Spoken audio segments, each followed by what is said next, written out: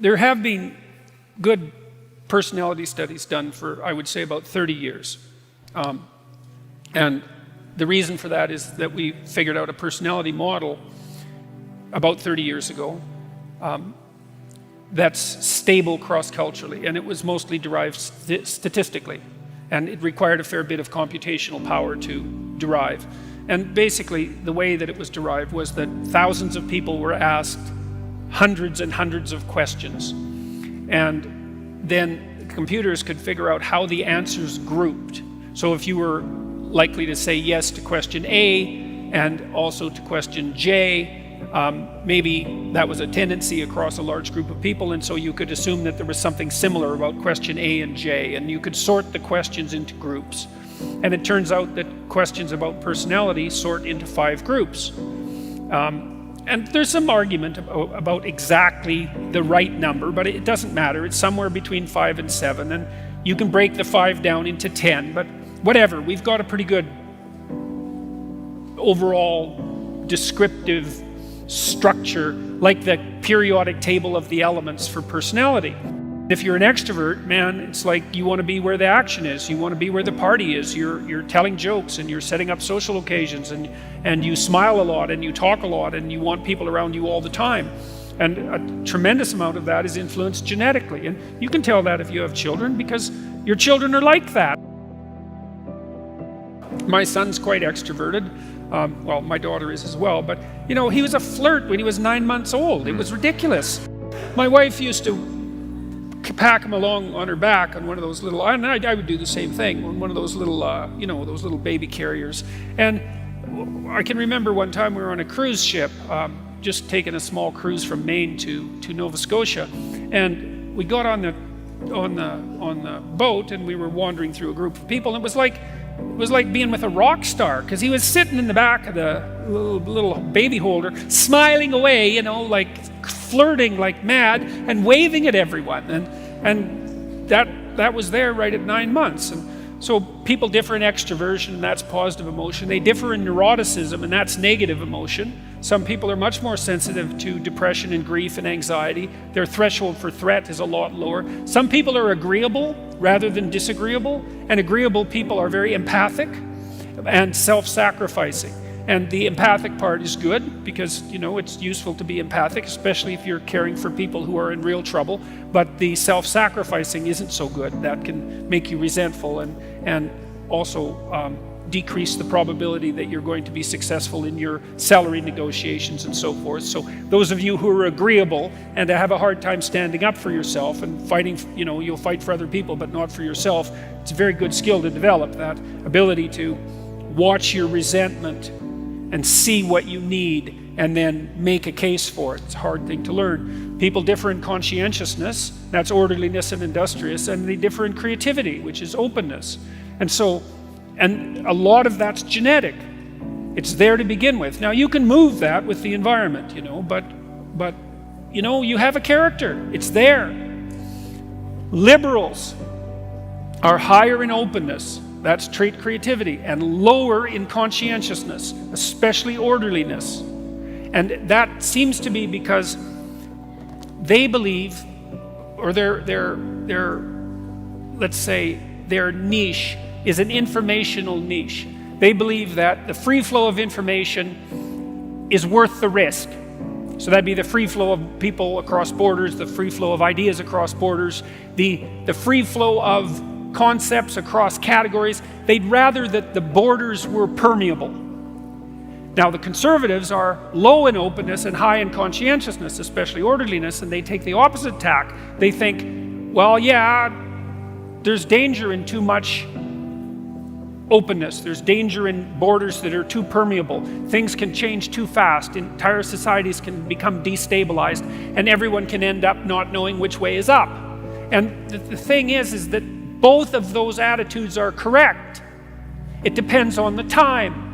You know, sometimes things are changing so fast that everybody's knocked off their feet and things are falling apart. And sometimes things are so rigid that there isn't any new water flowing and everything's ground to a halt. You see that in corporations very often. where they get ossified and then they collapse.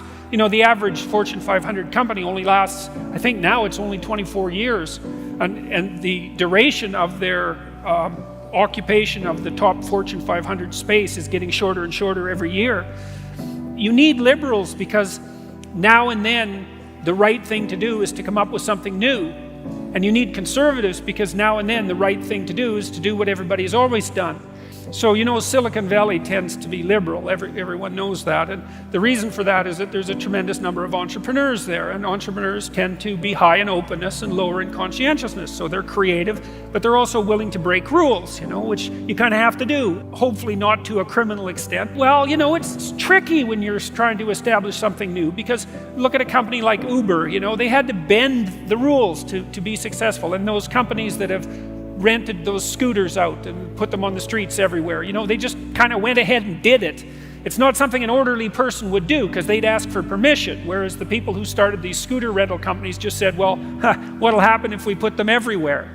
And the answer was, that seemed to work. But you have to have a rule-breaking proclivity in order to manage that. But the thing is, if you're an entrepreneur, you need conservative people, because once you've figured out how to do something, and then you want to run it algorithmically, you know, you want to run it by the rules, well, then it's the conservative types that are going to be really good at doing that and making sure that the I's are dotted and the T's are crossed, and show up for work on time and have stable marriages and be reliable. And their problem is it's easy for them to get stuck in a rut. So attend to the person you're listening to as if they might know something you don't. It's like, I really find it interesting to talk to people whose political opinions differ from mine. And for me, that's mostly meant talking to really strong conservatives, because I would say temperamentally I tilt in the liberal direction, although it's very interesting to talk to people who don't share your political views if you listen to them, because they'll tell you all sorts of things about why they think that you just don't understand. And it's not that they're wrong, it's that sometimes they're wrong and sometimes they're right. And the whole point of free speech, as far as I can tell, the deep point of free speech is that, you know, it's all as if we're riding on the back of a giant snake, and it's twisting and turning all the time, and we're trying to figure out how to stay in the center so that we don't fall off the sides, you know. And sometimes it's time for a bit of a tilt to the left, and sometimes it's time for a bit of a tilt to the right. And the only way you can tell when that time is by having a discussion about it. It's not the fact that the conservatives are right or that the liberals are right. They're both necessary, annoying as that is. I think there are times when there are objective facts that present themselves in the political sphere, but most of the time political discussion is more like marital negotiation. You know, and it's right when it works in the world. That would be the first thing. Like, let's say you have a plan and you implement the plan, and the plan turns out the way that you expected it to. It's a pragmatic definition of truth. Okay, that plan,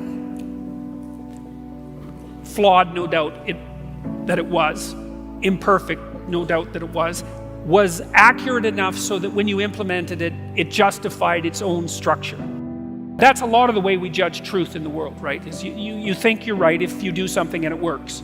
And that doesn't mean you're 100% right, and it doesn't mean it's going to work forever, but because you're ignorant and because your knowledge is limited, that's kind of what you've got. And so that's one form of truth. And then another form is, well, can we agree in a negotiated manner? I mean, I've been trying to identify 100% truths, the 100% truths, let's say, that sit at the bottom of our societies. And one of the things that I believe to be true is that the idea that the individual is properly sovereign, I believe, is as true as any idea that human beings have ever come up with. I think that idea works. Not everyone would agree with that. The more complex the situation, the harder it is to extract out something approximating an objective truth. And so then so much of it depends on negotiation and discussion.